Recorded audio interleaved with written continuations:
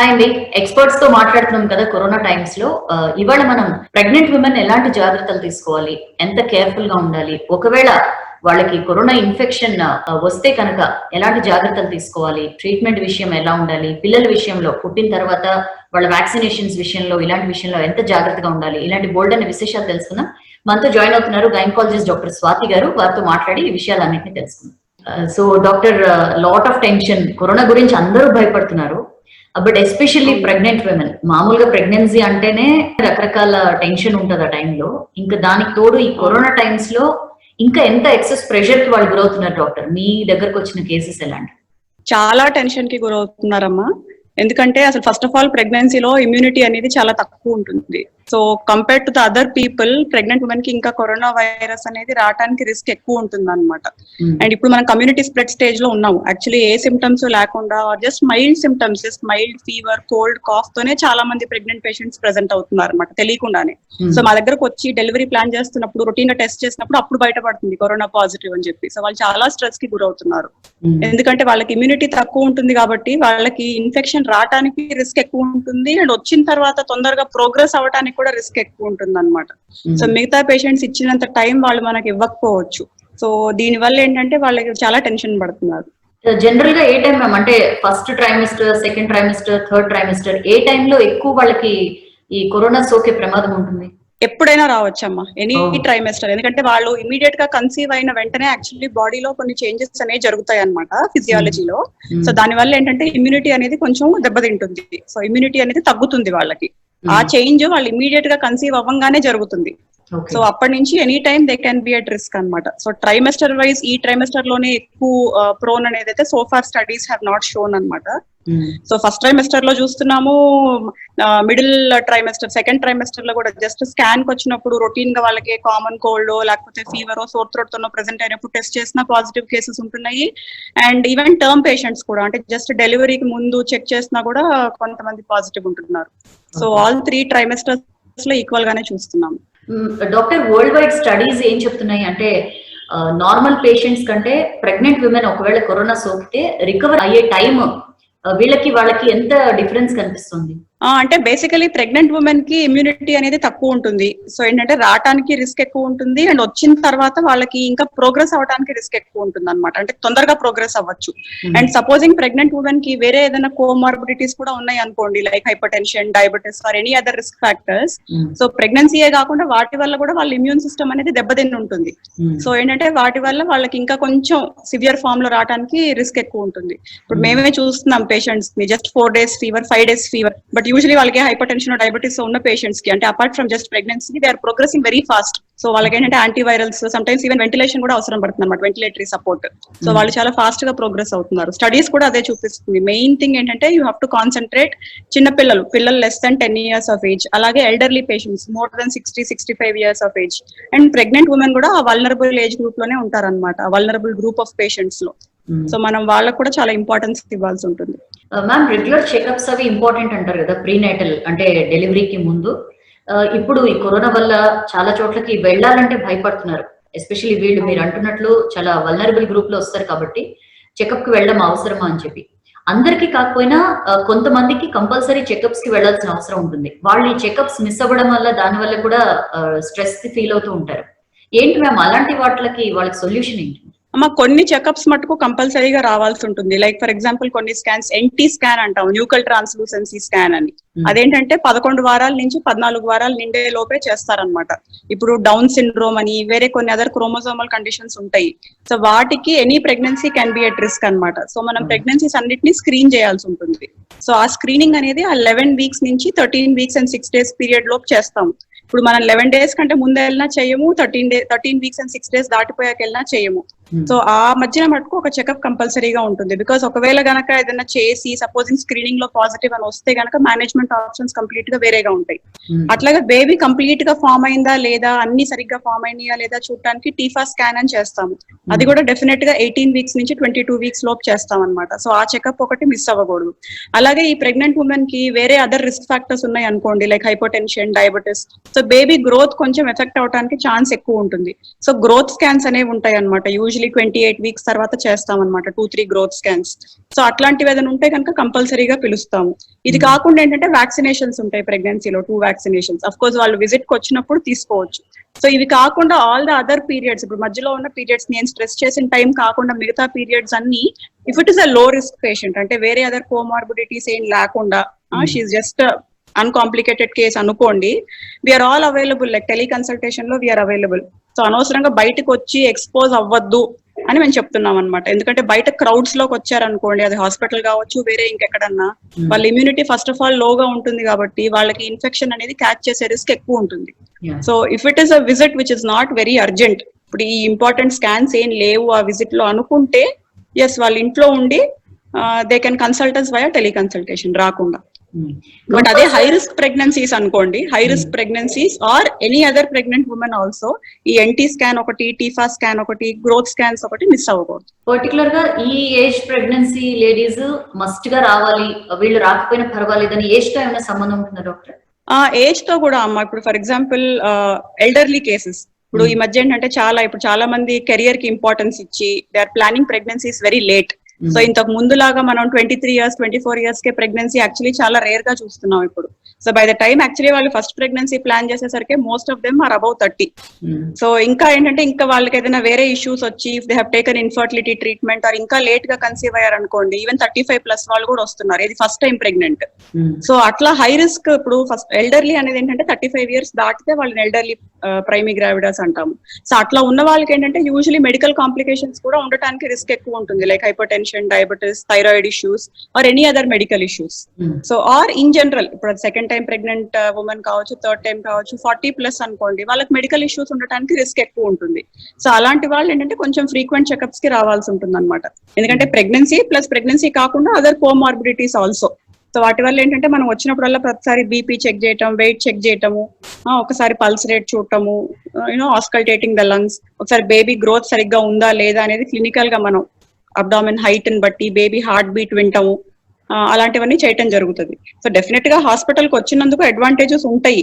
But in this Covid situation వస్తే వాళ్ళకి ఏంటంటే కోవిడ్ రావడానికి రిస్క్ ఎక్కువ ఉంటుంది కాబట్టి వీలున్నంత మట్టుకు వద్దంటున్నాము. But where it is definitely indicated, yes వస్తేనే మంచిది. అండ్ మ్యామ్, ఇప్పుడు మామూలుగా ఇప్పుడు క్లైమాటిక్ చేంజెస్ వల్ల కూడా normal cough, cold, mild fever ఇవన్నీ కూడా వచ్చే ఛాన్సెస్ ఉంటాయి. ప్రెగ్నెంట్ ఉమెన్ కి కూడా నార్మల్ లైక్ ఎనీ అదర్స్ ఉంటాయి. ఏ టైంలో వాళ్ళు డౌట్ ఫీల్ అయ్యి కోవిడ్ టెస్ట్ కి వెళ్ళాలి? ఎస్పెషల్లీ ప్రెగ్నెంట్ ఉమెన్ ఇంట్లో ఉన్నప్పుడు ఫీవర్ లేకపోతే ఇలాంటి సిమ్టమ్స్ ఎన్ని రోజులు వాళ్ళు అబ్జర్వ్ చేయాలి, ఎప్పుడు టెస్ట్ కి వెళ్ళాలి? ఇప్పుడు కరెక్ట్ గా చెప్పమంటే ఇన్ దిస్ కరెంట్ సినారియో చాలా మంది patients we are seeing in day to day practice just like normal fever, normal cold, normal just cough లాగానే ప్రెసెంట్ అవుతుంది. బట్ ఒక 2 days వెయిట్ చేసి వెళ్ళి టెస్ట్ చేయమంటే గనక చాలా మందికి యాక్చువల్లీ కోవిడ్ పాజిటివ్ వస్తుంది. సో యాక్చువల్లీ జస్ట్ సిమ్టమ్స్ ని బట్టే కోవిడ్ లో ఫీవర్ ఇలా ఉంటుంది, నాన్ కోవిడ్ ఫీవర్ ఇలా ఉంటుంది, కోవిడ్ లో కాఫ్ ఇలా ఉంటుంది, నాన్ కోవిడ్ కాఫ్ ఇలా ఉంటుంది అని మేము డిఫరెన్షియేట్ చేయలేకపోతున్నాము. బికాస్ ఆల్ ద సిమ్టమ్స్, ఇప్పుడు డ్రై కాఫ్ ఒకటి, తర్వాత రన్నింగ్ నోస్ ఒకటి, సోర్ థ్రోట్ ఒకటి, తర్వాత మైల్డ్ ఫీవర్, ఇప్పుడు ఫీవర్ కూడా అందరికీ 103 or 104 వస్తేనే అది ఫీవర్ కింద కాదు. We are seeing patients even with 99, 100 also. అదేంటంటే నార్మల్ గా క్లైమాటిక్ చేంజ్ వల్ల, ఈ జూలై, ఆగస్ట్, సెప్టెంబర్ రెయిన్స్ వల్ల ఇంతకు ముందు కూడా నార్మల్ గా ఉండేవి ఫీవర్, కోల్డ్, కాఫ్. బట్ దానికి ఇప్పుడు ఈ కోవిడ్ వల్ల వచ్చే ఫీవర్, కోల్డ్, కాఫ్ కి especially patients with mild symptoms I'm saying పెద్దగా డిఫరెన్స్ కనపడట్లేదు. సో ఏంటంటే ఎక్కువ టైం ల్యాబ్స్ అవ్వకుండా ఒక 2 days maybe you can wait with normal symptomatic management. ఇంకా తగ్గట్లేదు, పేషెంట్ కి ఇంకా ఫీవర్ వస్తుంది ఆర్ బాగా body aches and patient chills కానీ లేకపోతే సోర్ థ్రోట్ కానీ, cold, cough, anything more than 2 days, I think symptomatic management immediate గా స్టార్ట్ చేయాలి. బట్ ఒక 2 days వెయిట్ చేసి ఇంకా తగ్గట్లేదు అనుకుంటే కనుక టెస్ట్ చేసుకోవడం బెటర్ అమ్మా. ఎందుకంటే వీళ్ళకి ఇమ్యూనిటీ తక్కువ ఉంటుంది కాబట్టి సమ్ టైమ్స్ ఏదైనా కోమార్బిడిటీస్ ఉంటే they might progress very fast. So మనం ఏంటంటే వీ షుడ్ నాట్ వెయిట్, ఏదో 1 week ఆగి అప్పుడు చేసి అప్పటికి పేషెంట్ డిటీరియోరేట్ అయ్యి, ఇది ముందుగానే కనుక మనం డయాగ్నోస్ చేసి ఉంటే మేబీ ముందుగా we would have managed better. So ఎక్కువ ఆగటం అనేది ఇన్ ద కరెంట్ సిచ్యువేషన్ మంచిది కాదు, especially for pregnant women. Doctor, ఇంకొక అబ్జర్వేషన్, ఇప్పుడు జనరల్ గా ఈ కరోనా టైంలో ఇమ్యూనిటీ పెంచుకోవడానికి చెప్పి రకరకాల ఫుడ్స్ అవి తింటున్నారు. విటమిన్ టాబ్లెట్స్ చాలా చోట్ల ఫార్మసీస్ లో అసలు వైటమిన్ టాబ్లెట్స్ దొరకనంత షార్టేజ్ వచ్చేసింది. విపరీతంగా వాడేస్తున్నారు ఈ విటమిన్, ఆ విటమిన్ అని చెప్పి. ప్రెగ్నెంట్ ఉమెన్ కూడా విటమిన్స్ మంచివే కదా బాడీకి అని చెప్పి ఏవి పడితే వేసేసుకోవాలా, లేకపోతే ఏమైనా కేర్ తీసుకోవాలా? What you suggest? Doctor advice అయితే ఖచ్చితంగా తీసుకోవాలమ్మా. ఎంత డోసు, ఏం వాడాలి, ఏంటి అనేది చూసుకోవాల్సి ఉంటుంది. So without advice and without prescription తీసుకోవడం ఎప్పుడు కరెక్ట్ కాదు. సో బట్ ఎస్, మీరు అన్నట్టు ఏంటంటే ఇమ్యూనిటీ పెంచుకోవడానికి we are concentrating on immunity boosting foods and multivitamins అన్నమాట. విటమిన్ సి ఒకటి మెయిన్లీ ఫర్ ద ఎపిథీలియం, అంటే మన రెస్పిరేటరీ ట్రాక్ట్ లైనింగ్ కి విటమిన్ సి అనేది చాలా మంచిది. సో విటమిన్ సి సప్లిమెంట్స్ అనేవి ఇప్పుడు రొటీన్ గా ప్రెగ్నెంట్ ఉమెన్ కి ఇస్తున్నాము. So vitamin C supplements usually 500 mg tablets లో వస్తాయి అనమాట. సో బ్రాండ్స్ చాలా ఉన్నాయి. సో డైలీ 1 to 2 టాబ్లెట్స్ తీసుకోవచ్చు వాళ్ళు. ప్లస్ విటమిన్ డి, యూజువల్ గా ఏంటంటే విటమిన్ డి ఇప్పుడు ఈ కరోనా అనే కాదు, ఆల్మోస్ట్ ఒక 2-3 years నుంచి విటమిన్ డి ని మనం జస్ట్ ఒక విటమినే కాదు ఒక హార్మోన్ లాగా కన్సిడర్ చేస్తున్నాము. సో విటమిన్ డి వాళ్ళు యాక్చువల్లీ ఏంటంటే ప్రెగ్నెంట్ అవ్వక ముందు నుంచే they are taking vitamin D supplements అనమాట. సో ఒకసారి విటమిన్ డి లెవెల్స్ ఎంత ఉన్నాయో చెక్ చేసుకుని if they are appropriate okay, just maintenance dose ఇస్తే సరిపోతుందమ్మా. బట్ సపోజింగ్ వాళ్ళ విటమిన్ డి లెవెల్స్ తక్కువ ఉన్నాయి అనుకోండి, అప్పుడు మనం రీప్లేస్మెంట్ డోస్ లో ఇవ్వాల్సి ఉంటుంది. సో విటమిన్ డి కూడా ఏంటంటే వాళ్ళు తెలియక ఒక్కొక్కసారి తప్పు డోస్ వేసుకోవచ్చు, ఎందుకంటే దాంట్లో డైలీ డోస్ ఉంటుంది, మళ్ళీ వీక్లీ డోస్ ఉంటుంది, మంత్లీ డోస్ ఉంటుంది. సో లెవెల్ ఎంత ఉంది అనేది చెక్ చేసుకుని దాన్ని బట్టి వీక్లీయా లేకపోతే మంత్లీయా లేకపోతే డైలీ డోస్ కూడా ఇస్తాం అనమాట. అదేంటనేది చూస్తాం. ప్లస్ మల్టీవిటమిన్ కూడా సజెస్ట్ చేస్తున్నామమ్మా, మల్టీవిటమిన్ కూడా, because in general all vitamins especially zinc ఒకటి it is very good for the epithelium అనమాట. సో మనకేంటంటే ఇక్కడ రెస్పిరేటరీ ట్రాక్ట్ కదా మెయిన్ గా ఎఫెక్ట్ అయ్యేది, cold, cough, all chest symptoms కాబట్టి. సో ఆ రెస్పిరేటరీ ట్రాక్ట్ ఎపిథీలియల్ హీలింగ్ కి జింక్ అనేది పనికొస్తుంది. So any multivitamin that has zinc like Becozinc or Zincovit 1 tablet daily we're prescribing. ఇదే కాకుండా హెల్దీ లైఫ్ స్టైల్ మీద కూడా స్ట్రెస్ చేస్తున్నాం అనమాట with healthy diet. So lot of green leafy vegetables, ఆకుకూరలు బాగా తీసుకోమని, పాలు, ఎగ్ వైట్, ఫ్రూట్స్ లో కూడా సిట్రస్ ఫ్రూట్స్, యాపిల్, పచ్చి జామకాయ. So they are again rich in multivitamins, antioxidants and they are rich in vitamin C also. And diet మాత్రం diet restrictions ఏమి ఉండవు కదా మ్యామ్, యాజ్ యూజువల్ గానే తీసుకోవచ్చు కదా? స్పెసిఫిక్ గా ఈ డయట్ ఇస్ అగైన్స్ట్ కరోనా అనేది ఏం లేదమ్మా, but in general good for pregnancy ఎప్పుడైనా సరే protein rich and iron rich diet అనమాట. It should be low in carbohydrates and low in fats. So ఎప్పుడు ఏంటంటే స్వీట్స్, కేక్స్ అంటే pastries, too much of junk food అనేది it is not ideal in pregnancy. And oily things, fried items లాంటివి కూడా it is not that advisable అనమాట ప్రెగ్నెన్సీలో.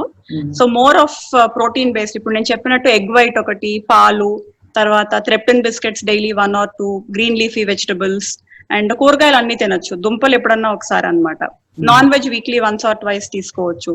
So basically healthy food తీసుకోవాలి, unhealthy food and junk food అనేది avoid చేస్తే better. And ఇట్లాంటి situation లో అవుట్ సైడ్ ఫుడ్ అసలు not at all advisable.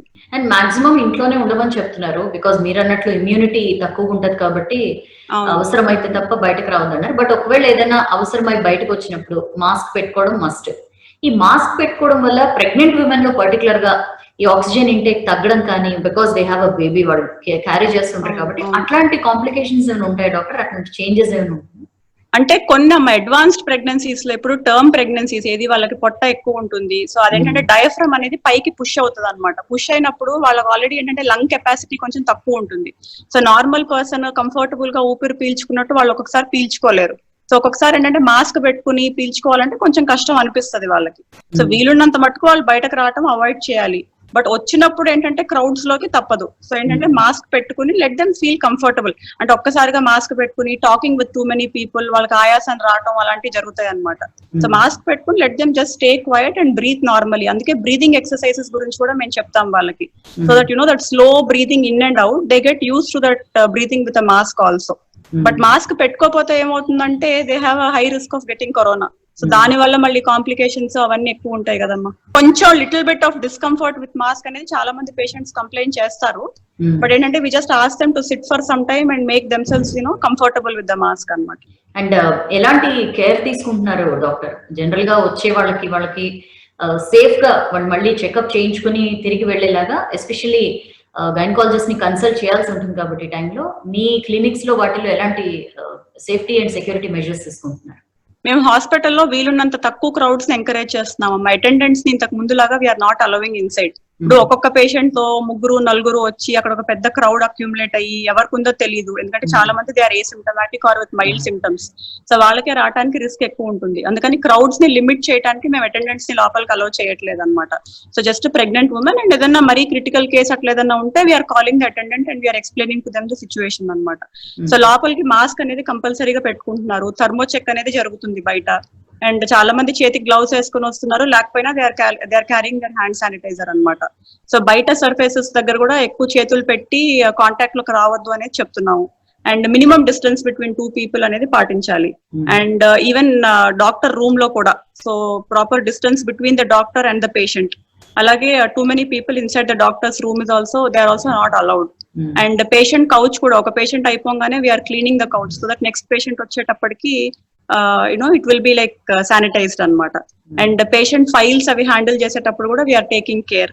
So అలాగే టాయిలెట్స్ దగ్గర కూడా వీఆర్ టేకింగ్ కేర్ అన్నమాట, ఫ్రీక్వెంట్ గా క్లీనింగ్ అండ్ శానిటైజింగ్. సో ఒక పేషెంట్ కి ఇంకో పేషెంట్ కి మధ్యన door knobs and door handles clean చేయటము. సో హాస్పిటల్ ప్రెమిసెస్ కూడా ఫ్రీక్వెంట్ గా శానిటైజ్ చేయటము. So both out patient and in patient లో కూడా. అండ్ ఈవెన్ ఇన్ పేషెంట్ కూడా ఇంతకు ముందు attendants like more number of attendants were allowed, but ఇప్పుడు ఏంటంటే ఆల్రెడీ డెలివరీ అయిపోయిన పేషెంట్స్ తో కూడా ఓన్లీ ఒక్కళ్ళనే అలౌ చేస్తున్నాం అనమాట. సో దట్ వే ఏంటంటే we're cutting down the number of people inside the hospital. So pregnant women కే వచ్చే ఛాన్స్ తగ్గించడానికి చేస్తున్నాం అనమాట. ఈ వర్టికల్ ట్రాన్స్మిషన్ ఛాన్సెస్ ఎంత డాక్టర్? ఇవాళ మనం పేపర్ లో కూడా చదివాం, పూణేలో మన దేశంలోనే ఫస్ట్ టైం అట్లా మదర్ నుంచి బేబీకి వచ్చింది అని చెప్పి. ఇది చాలా తక్కువ ఛాన్సేనా లేకపోతే మీ అబ్జర్వేషన్ ఏంటో?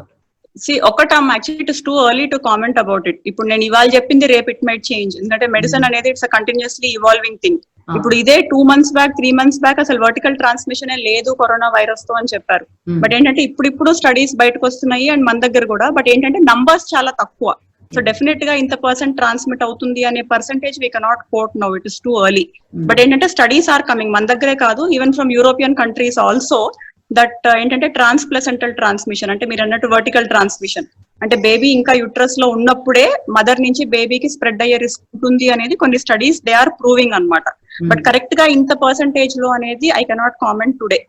బట్ ఏంటంటే వాళ్ళు ఈ స్టడీస్ ఏం చెప్తున్నాయి అంటే ఈ ట్రాన్స్ప్లసెంటల్ ట్రాన్స్మిషన్ వల్ల లాస్ట్ అంటే late trimester like 8th month 9th month లో ఒక్కొక్కసారి సడన్ గా స్టిల్ బర్త్స్ అంటే సడన్ గా ఒకసారి బేబీ కడుపులోనే చనిపోవటం లాంటివి కూడా జరగడానికి రిస్క్ ఎక్కువ ఉంటుంది అనేది మనకి స్టడీస్ చెప్తున్నాయి. So we have to give more importance to that and maybe రాను because we're only like 5 months or 6 months into this pandemic. So we need more time for us to accumulate all the data and to tell the exact percentage అన్నమాట. But definitely 2 months back vertical transmission లేదు అన్న వాళ్ళని definitely ఇప్పుడు vertical transmission ఉంది అని అయితే చెప్తున్నాము. So ఇంకా రాను I think we'll have more information on that. Premature births కూడా జరగొచ్చు అని చెప్పి కూడా అంటున్నారు మ్యామ్. ఇప్పుడు కరోనాతో పాటు for example the pregnant patient is having hypertension, diabetes or any other respiratory issues or she's having some thyroid issues, any other thing, any other medical disorders that puts the pregnant patient at more risk anamata to have a preterm delivery. And అలాంటి వాళ్ళు actually కరోనాలో కూడా ఇంకా తొందరగా progress అయ్యి severe form లో వెళ్ళడానికి risk ఎక్కువ ఉంటుంది. So that also can be one of the risk factors అన్నమాట to have a preterm delivery. Post natal care ఎట్లా తీసుకోవాలి? ఎస్పెషల్లీ పిల్లలకి చాలా రకాల వ్యాక్సిన్స్ అవి ఎర్లీ స్టేజెస్ లో వేయించాల్సి ఉంటుంది.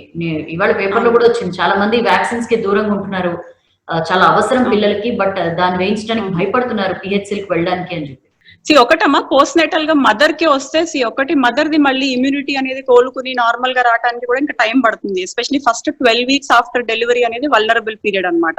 సో మదర్ కూడా ఈ టైంలో కేర్ఫుల్ గా ఉండాలి, ఎక్కువ బయట అది ఎక్స్పోజ్ అవ్వకుండా. సో ఒకవేళ మదర్ కి కరోనా పాజిటివ్ అయితే అంటే ఆఫ్టర్ డెలివరీ బేబీకి నెగటివ్ అయితే బ్రెస్ట్ ఫీడింగ్ గురించి కూడా రకరకాల డౌట్స్ ఉన్నాయి డాక్టర్. చాలా మంది చెప్తున్నారు బ్రెస్ట్ ఫీడింగ్ చేయొచ్చు, ఏం కాదు అని చెప్పి. ఏంటి డాక్టర్ దాని గురించి ఏం చెప్తారు? అమ్మా so far again same thing, ఇప్పుడు we're only having 5 months 6 months knowledge in this, but so far they are saying breast feeding అయితే కాంట్రా ఇండికేషన్ కాదమ్మా మదర్ పాజిటివ్ అని బేబీ నెగిటివ్ అయితే. ఎందుకంటే బ్రెస్ట్ మిల్క్ లో చాలా ఇమ్యూనోగ్లోబులిన్స్ అండ్ చాలా protective factors ఉంటాయి అనమాట. So actually there is nothing like mother's milk. ఇప్పుడు మార్కెట్ లో ఎన్ని ఫార్ములాస్ ఉన్నా కూడా they are all only after mothers milk. So mother ఒకవేళ మిల్క్ ప్రొడ్యూస్ చేయలేకపోతేనో or mother is having severe corona and mother's condition is very bad and she's not able to feed the baby అనుకోండి, only in those conditions you have to look at other alternatives kani. But if otherwise mother is healthy, mother is able to feed the baby and mother is able to produce enough breast milk అనుకోండి, corona వల్ల మనం feed చేయకుండా మట్టుకు ఉండకూడదు. we have to feed the baby with mother's milk only. But ఏంటంటే feed చేసే టైంలో కూడా మాస్క్ అనేది ధరించాలి mother. And handling, baby handling అనేది కేర్ఫుల్ గా ఫ్రీక్వెంట్ గా హ్యాండ్ శానిటైజ్ చేసుకుంటా. And so that mother the ఇప్పుడు నోస్ దగ్గర కానీ మౌత్ సెక్రీషన్స్ ఇప్పుడు బేబీకి ఆనకుండా, ఇప్పుడు main reason for spreading of corona అదే కాబట్టి హ్యాండ్లింగ్ ఆఫ్ బేబీ అనేది కేర్ఫుల్ గా చేసుకోవాల్సి ఉంటుందమ్మా. డాక్టర్ చాలా విషయాలు చెప్పారు. ఫైనల్ గా ఏం చెప్తారు? ప్రెగ్నెంట్ విమెన్ చాలా మంది టెన్షన్ పడుతూ ఉండొచ్చు బికాజ్ ఈ వార్తలు చూడడం మొత్తం అన్ని వింటూ ఉండడం వల్ల చాలా టెన్షన్, చాలా లోడ్స్ ఆఫ్ టెన్షన్ తీసుకుంటూ ఉండొచ్చు. ఒక్క మాటలో ఏం సజెస్ట్ చేస్తారు వాళ్ళకి? ప్రెగ్నెంట్ ఉమెన్ కి కరోనా రావడానికి ఛాన్స్ ఎక్కువే ఉంటుంది. బట్ ఏంటంటే కేర్ఫుల్ గా ఉండాలి, ప్రికాషన్స్ అన్ని తీసుకోవాలి. సో బయటకు రాకూడదు unless it is really necessary. వచ్చినప్పుడు మటుకు కంపల్సరీగా మాస్క్ ధరించే రావాలి.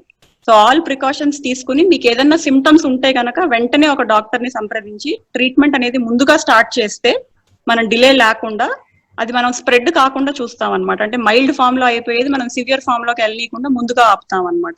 సో అవన్నీ చేస్తే గనక మనకు అవుట్కమ్ అనేది బాగుంటుంది. అది మదర్ కావచ్చు, బేబీ కావచ్చు. Ultimately we want a healthy mother and a healthy baby. So మనం ఏంటంటే టైమ్లీ డయాగ్నోసిస్ దగ్గర డిలే ఉండకూడదు. అండ్ టైమ్లీ ట్రీట్మెంట్ ఆల్సో ఇవ్వగలిగితే గనక we will have a healthy mother and a healthy baby in the end అనమాట. But they should be very careful. Thank you so much doctor. Welcome అమ్మ. So అవండి gynaecologist doctor Swathi చెప్పిన విషయాలు చాలా valuable and needed information ఇచ్చారు. So pregnant women tension పడకూడదు, but ఒకవేళ ఖచ్చితంగా వాళ్ళకి ఇమ్యూనిటీ లెవెల్స్ తక్కువ ఉంటాయి కాబట్టి చాలా జాగ్రత్తగా ఉండాల్సిన అవసరం ఉందని చెప్పి డాక్టర్ చెప్తున్నారు. ఇది వాటి special live show. Stay tuned to 6.